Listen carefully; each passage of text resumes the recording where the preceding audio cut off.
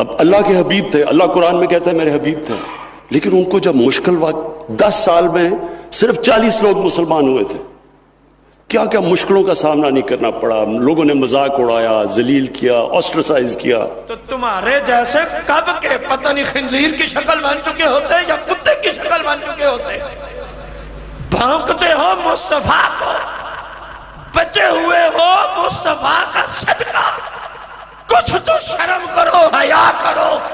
جس نبی کے فیض کی وجہ سے بچے ہو اسی نبی کی شان میں بھونکتے ہو. بندے کو کچھ تو شرم ہونی چاہیے، کچھ تو حیا. چھوٹے چھوٹے گناہ کرتے تھے پچھلے امتوں کے لوگ، اللہ کسی کو خنزیر میں مسح کر دیتا. چھوٹی چھوٹی باتیں انبیاء کے بارے میں لکھا کرتے تھے، کہا کرتے تھے. کسی کو اللہ باندر کی شکل میں تبدیل کر دیتا، کسی پہ اللہ آسمان سے پتھروں کی بارش برساتا، کسی قوم پر اللہ کریم ہوا کا عذاب نازل کر دیتا، کسی پر پانی سیلاب کی صورت میں بھیج دیتا، اور صفحہ ہستی سے ہمیشہ کے لیے ان کا نام و نشان ہی.